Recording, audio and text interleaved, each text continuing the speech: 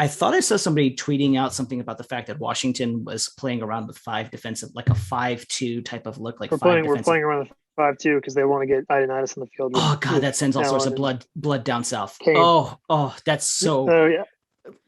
No, that. We Let me see if I can find this. I sent this to a couple of buddies of mine. Keep you going. you It's you about the put 5-2. Ioannidis, Payne, Allen, and maybe Young as your five technique. You maybe if you do like a Seattle type of thing where you stand up Montez Sweat as your elephant rusher, and then you're playing Jamin Davis and Cole Holcomb on the field. Ooh, that's fun. Not now. So this is from the Washington Post. It's about just exactly what you're talking about. Oh shit, where did you just go?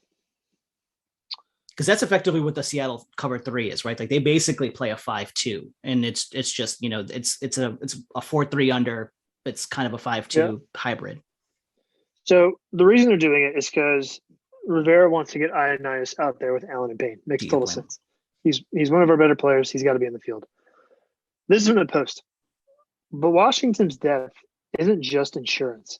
It's a significant piece of its defense. Del Rio, as he has shown often in the preseason and throughout training camp, likes to play a five-man front. According to Football Outsiders, Washington played the most snaps with five defensive linemen last season, 58. And its defense allowed the fewest yards per play and had the lowest DVOA when rushing five or more.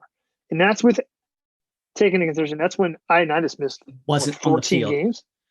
Yeah, like you can make a real argument that our single best pass rusher is Ioannidis. Like, is he? Probably not. But because I think Young and Sweat Interior. probably trumped him now. But he's our best interior pass rusher. Yes.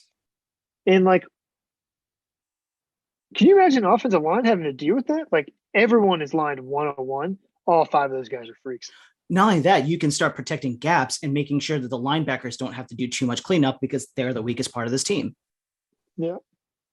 I love that. Can you imagine just the play? I reference this play all the time, and I was just like, I remember it, and my mouth dropped.